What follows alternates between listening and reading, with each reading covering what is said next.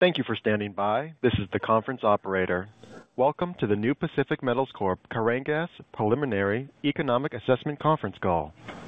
As a reminder, all participants are in a listen-only mode, and the conference is being recorded.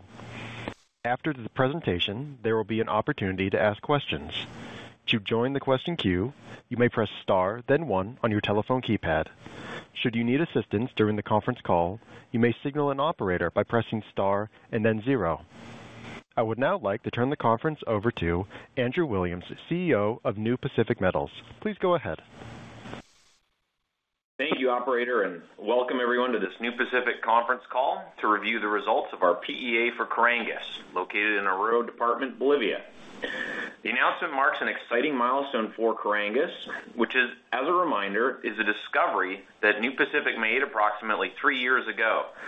With Carangas and Silver Sand, we now have 2 exciting and buildable projects in one company, and both would produce a lot of silver, which I think is going to be the commodity to watch over the next several years.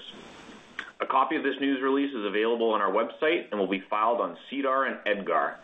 Before we delve into the specifics, I would like to thank our Bolivian partners, the entire technical and Bolivian team, and independent consultants who have worked tirelessly to deliver this high-quality report and who continue to advance the project.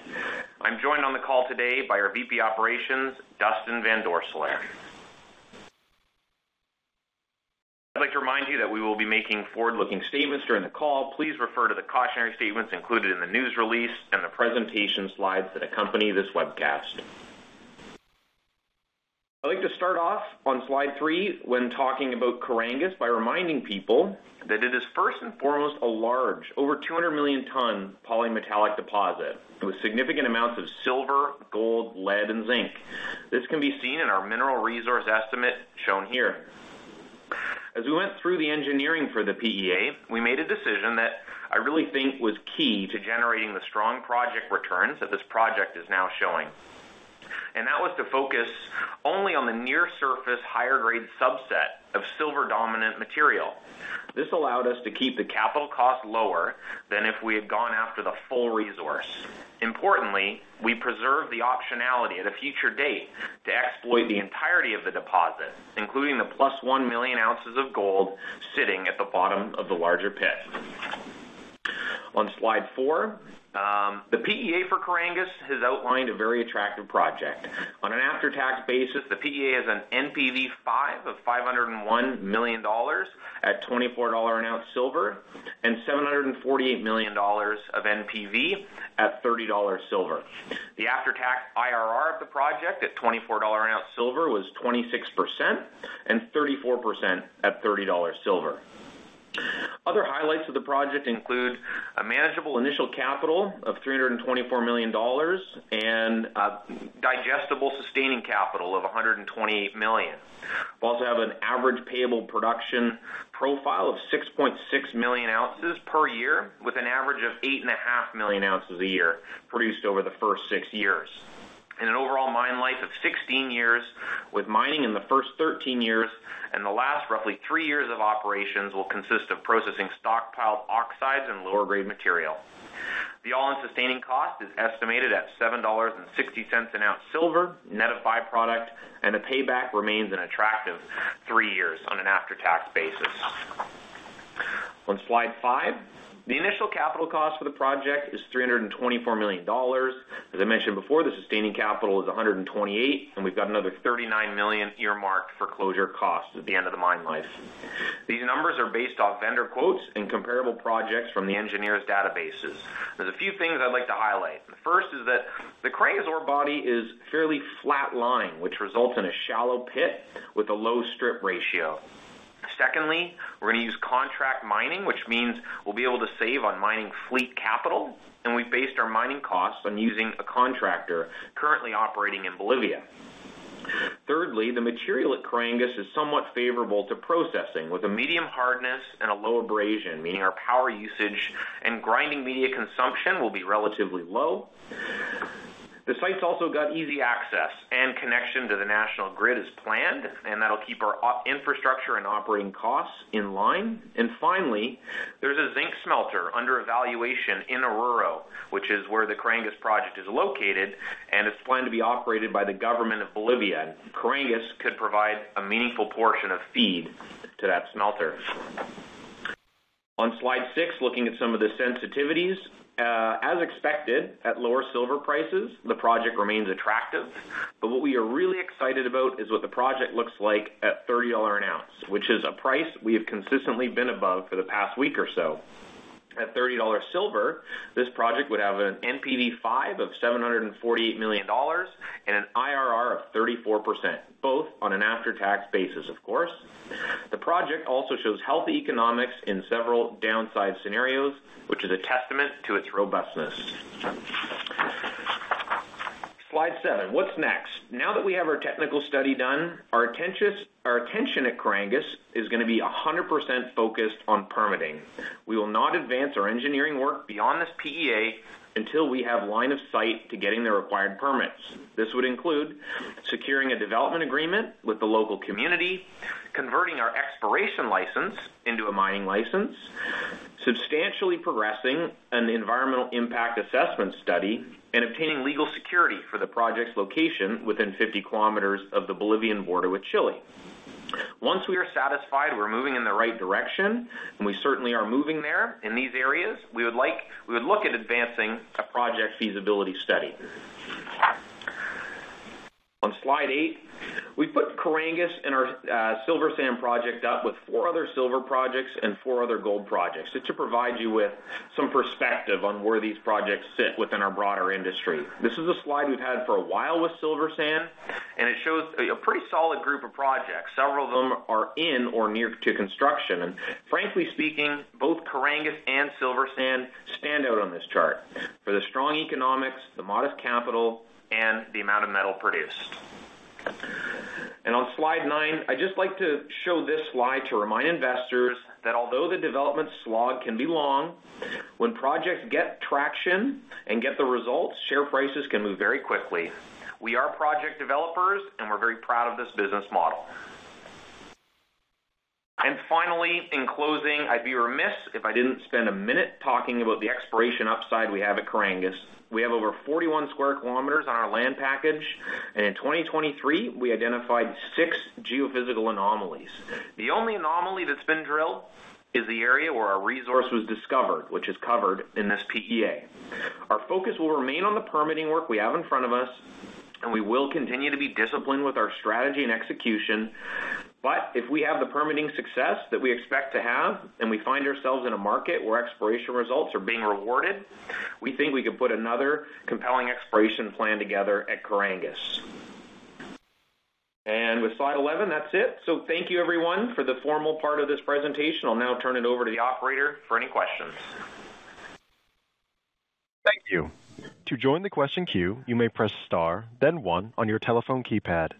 You will hear a tone acknowledging your request. If you are using a speakerphone, please pick up your handset before pressing any keys. To withdraw your question, please press star, then 2. And our first question today comes from Joseph Rigor with Roth Capital Partners. Please go ahead.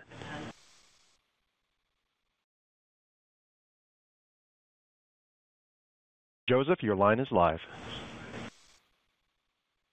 Hey, Andrew. Thanks for taking the question. Sorry, I was on mute by accident there. Okay, so I guess first question is, I saw in the prepared documents that you guys gave recovery rate for silver, but just, for helping us on the modeling side, what are the assumed recovery rates for lead and zinc? Hey, Joe. Thank you for the question. Good to hear from you. So for the other metals, just 255. Yeah, just pulling them up on the sheet here. So for zinc, I think we assumed the final processing recovery was around 55 to 66. It's a little dynamic, and it depends on the oxidation state, as well as sort of ultimately which concentrate things go to. But generally speaking, it's kind of in that sort of 55 to 65% range over the mine life for zinc. And then the lead's a little bit higher. It averages somewhere in the neighborhood of between sort of the mid 60s and low 70s in that ballpark, and then it actually moves up at the end of the mine life, probably into the mid 70 range as we process predominantly fresh material. So it's a bit of a range, and that was something that initially we had run a cut that just had a static recovery over each year in the mine life, and we felt it was more accurate to try and take a stab at estimating the impact of oxidation levels on the recovery. So it is a little bit dynamic, but to answer your question as directly as I can, it's probably between 55 and 65% for the zinc, and on the lead, it's probably between 65 and 75%, depending on the oxidation state. Okay, thanks for the detail there. And then a second question. So it was in your prepared comments and in the press release, these comments around not going forward to a feasibility study until you have essentially a line of sight on permitting.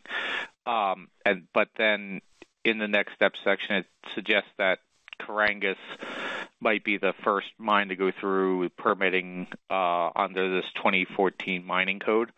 Does that mean that, you know, you guys see this asset passing Silver Sand in the queue? And are those comments specifically a reflection of experience you're having at Silver Sand with getting permitting done? Yeah, great question, Joe, and I appreciate you paying attention to the finer details. I would say that the answer is no. As far as our expectation is this will leap Silver Sand. They're different, and the language is such that at Silver Sand, we have an administrative mining contract that was grandfathered in. We previously had what were called ATEs under the pre-2014 mining code, and we converted those successfully into a mining contract at Silver Sand. And we still need our environmental license at Silver Sand, but we have a mining permit. Versus at Carangas, because it was a project that we free-staked from the government back in 2021, what we have is an exploration license, which is something that we've never had before, because again, at Silver Sand, we were grandfathered in with a mining license, but at Carangas, we've only got an exploration license, and so we need to convert that into a mining license to be equivalent to where we're at with Silver Sand. But that process, going from an exploration license to a mining license, we'll be doing that for the first time at Carangas. It's an extra step that we didn't have to complete at the Silver Sand project. Okay, that helps for clarity. It was a little confusing. One final thing, just on Silver Sand, any update on how negotiations with the locals are going? Yeah, no, Joe, thanks for the question, and I think they continue to be constructive. There's no question about that. Our team spending a lot of time down in Potosi and working with the community, the government, and all the stakeholders in the area. So we certainly are making positive progress on the ground, but at this stage of the game, we don't have anything formal to report to the market, and we'll certainly be sure to do so when the big announcement comes. But nothing yet at this point, but we're still very actively engaged and encouraged by the progress we're seeing on the ground. Okay, thanks. I'll turn it over. Thanks, Joe. Again, if you have a question, please press star, then 1. I'll have a conference with